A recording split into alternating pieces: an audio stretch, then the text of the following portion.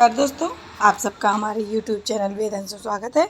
Video में आगे बढ़ने से पहले अगर आप सभी लोग हमारे इस चैनल पर नए हो तो प्लीज़ दोस्तों चैनल को सब्सक्राइब ज़रूर करें ताकि आप सभी के बीच मैं नई नई जानकारियां ले आ सकूं। मेरी पूरी कोशिश रहती है कि आप सभी के बीच नई नई और अच्छी जानकारियाँ ले आने का। तो आइए जानते हैं निर्जला एकादशी की तिथि, व्रत, विधि और सावधानियाँ। आज मैं आप सबको निर्जला एकादशी के बारे में बताऊंगी। निर्जला एकादशी क्या होती है, निर्जला एकादशी कब होती है, निर्जला एकादशी के शुभ मुहूर्त और पूजन क्या हैं। साथ ही मैं आपको बताऊंगी निर्जला एकादशी का व्रत कथा जो बहुत ही महत्वपूर्ण है, जिसके बारे में आपको जानने से मिलेगा। क्यों मनाई जाती है निर्जला एकादशी। हर साल कुल मिलाकर 24 एकादशियाँ पड़ती हैं, जिनमें से निर्जला एकादशी इन 24 एकादशियों में से सबसे महत्वपूर्ण मानी जाती है।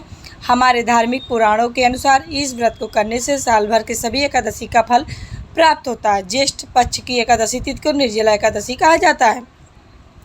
ऐसी मान्यता है कि 24 एकादशी के बराबर जो एक निर्जला एकादशी का व्रत करता है, निर्जला एकादशी व्रत करने से भगवान विष्णु की मनुष्य पर कृपा बनी रहती है। निर्जला एकादशी का व्रत रखा जाता है दीर्घायु और मोक्ष की प्राप्ति के लिए किया जाता है। इस दिन इस व्रत में पानी पीना वर्जित होता है, इसलिए इसे निर्जला एकादशी कहा जाता है। निर्जला एकादशी का व्रत करने से धर्म, कर्म, अर्थ, मोक्ष की प्राप्ति होती है। निर्जला एकादशी का व्रत 18 जून को रखा जाएगा। दोस्तों, आपको शायद ही पता होगी कि निर्जला एकादशी के दिन ही हम गायत्री जयंती भी मनाते हैं। निर्जला एकादशी आरंभ तिथि 17 जून सोमवार को सुबह 4:43 पर।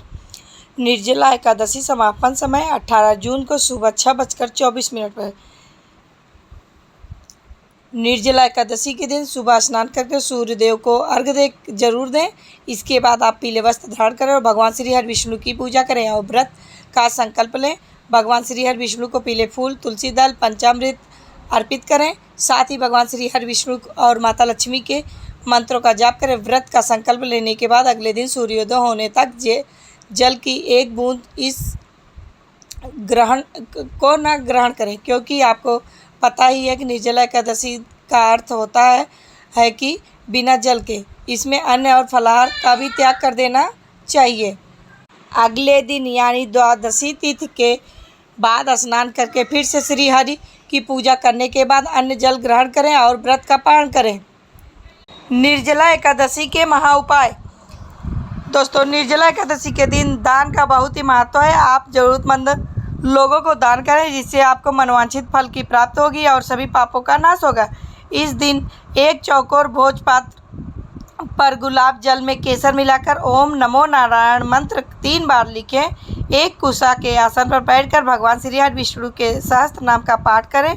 पाठ के बाद भोजपत्र अपने पास या पॉकेट में रखने से धन की वृद्धि के साथ साथ रुका हुआ धन भी मिलेगा। ऐसा हमारे पूर्वजों ने धार्मिक पुराणों की मान्यता पर बताया है। निर्जला एकादशी के दिन नहीं करनी चाहिए यह काम। पहला, किसी भी एकादशी के दिन चावल नहीं बनाना चाहिए। आपको यह याद होना चाहिए कि एकादशी के दिन कभी भी तुलसी के पत्ते भी नहीं तोड़ने चाहिए। यदि आपको बहुत ही ज़रूरी हो तो आप उनसे पत्ते एक दिन पहले ही तोड़ कर रख लें। हमें निर्जला एकादशी के दिन शारीरिक संबंध नहीं बनाने चाहिए।